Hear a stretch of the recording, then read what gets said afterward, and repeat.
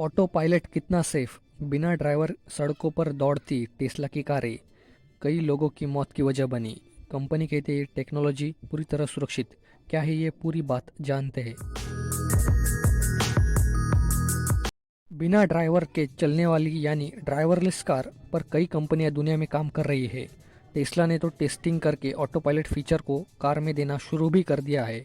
हालांकि ये फीचर सभी जगहों पर पूरी तरह से काम नहीं करता है। ऐसे में सवाल उठता है कि क्या ड्राइवरलेस कार सुरक्षित है।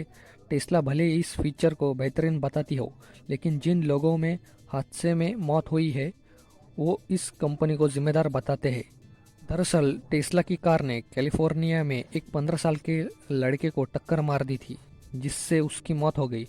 जिसके बाद उसके परिवार वालों ने कंपनी पर मुकदमा कर दिया। परिवार का कहना है कि उसके बेटे की मौत के लिए टेस्ला का ऑटो पायलट फीचर ही जिम्मेदार है। टेस्ला के ऑटो पायलट फीचर से 2019 में भी हादसे ऐसे हो चुके हैं। और ये हादसा कुछ ऐसा था। बेंजामिन माल्डोनाडो अपने 15 साल के बेटे जोवानी के साथ कैलिफोर्निया फ्रीवे के एक फुटबॉल टूर्नामेंट से वापस लौट रहे थे। सड़क क्रॉस करते ही उन्होंने अपने फोर्ड एक्सप्लोरर पिकअप को धीमा किया और टर्न सिग्नल दिया और दाईं तरफ मुड़ गए, और अचानक उस वक्त उनकी पिकअप से टेस्ला मॉडल 3 कार आकर टकरा गई। ये कार ऑटो पायलट मोड पर ड्राइव हो रही थी, जिसकी स्पीड 96 किलोमीटर प्रति घंटे से भी ज़्यादा थी। सबसे पहले आप ये जानिए कि ऑटो पायलट फीचर कार में कैसे काम करता है। ऑटो पायलट का मतलब ही बिना ड्राइवर की मदद से कार को चलाना। ऑटो पायलट टेक्नोलॉजी कई अलग अलग इनपुट के आधार पर काम करती है। जैसे मैप के लिए ये डायरेक्ट सैटेलाइट से कनेक्ट होती है। पैसेंजर को कहा जाना है, इसको मैप में सिलेक्ट किया जाता है। इसके बाद रूट का सिलेक्शन होता है। जब कार ऑटो पायलट मोड पर चलती है तब सैटेलाइट के साथ उस कार के चारों तरफ दिए गए कैमरा से भी इनपुट उसको मिलता है। यानी कार के सामने या पीछे दाएं बाएं कोई भी ऑब्जेक्ट नहीं है तो कार लेफ्ट राइट मूव होती है, नहीं तो ये रुक जाती है।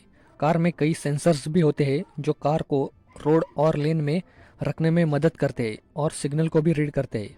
ऑटो पायलट मोड में कार की स्पीड करीब 112 किलोमीटर प्रति घंटे तक हो जाती है। हालांकि इस तकनीक में कई बार सेंसर काम करना बंद कर देते हैं, जिसके चलते ऐसे हादसे हो जाते हैं। टेस्ला की इस ऑटो पायलट फीचर पर सवाल क्यों उठ रहे हैं वो अब देखते हैं। माल्डोनाडो को टक्कर मारने वाला हादसा टेस्ला की कार फैक्ट्री से महज 6 किलोमीटर की दूरी पर हुआ था। ये मामला कंपनी के खिलाफ मुकदमे का विषय बन गया। ऑटो पायलट फीचर से हो रही इन दुर्घटनाओं की संख्या बढ़ने से इस तकनीक को लेकर कंपनी की चिंता बढ़ गई है। टेस्ला की जो कॉम्पिटिटर कार कंपनियां हैं वो इन हादसों को लेकर टेस्ला को घेरने की कोशिश कर रही है। इस टेक्नोलॉजी से बड़े हादसे भी हो सकते हैं, क्योंकि सड़क पर मोटर चालकों के सिवा साइकिल चलाने वाले और पैदल चलने वाले भी तो लोग होते हैं। इलॉन मस्क ने ये माना कि सेल्फ ड्राइविंग को डेवलप करना मुश्किल काम। उन्होंने इसका स्वीकार भी किया है और कहते हैं कि सुरक्षित और विश्वसनीय सेल्फ ड्राइविंग कार को विकसित करना एक कठिन चुनौती है। उन्होंने सोशल मीडिया में लिखा कि सेल्फ ड्राइविंग एक कठिन समस्या है, क्योंकि इसके लिए एक वास्तविक दुनिया के एआई यानी आर्टिफिशियल इंटेलिजेंस के एक बड़े हिस्से को हल करने की आवश्यकता है, और उम्मीद नहीं थी कि ये इतना कठिन काम होगा। लेकिन पीछे मुड़कर देखने पर कठिनाई साफ दिखती है, ऐसा वो कहते हैं। इतना ही नहीं, आपको एक और बता दूं, एलन मस्क हमेशा ऑटो पायलट फीचर का बचाव करते आए हैं। अपने कंपनी के आंकड़ों के हवाला देते वो कहते हैं कि उनकी कारें अन्य कारों के मुकाबले प्रति मील कम दुर्घटनाओं में शामिल है।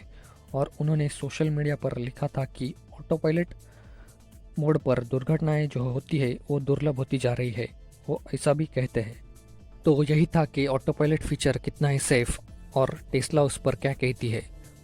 अगर वीडियो पसंद आया हो तो लाइक कीजिए, अपने दोस्तों में शेयर कीजिए और ऐसे वीडियोस देखने के चैनल सब्सक्राइब कीजिए।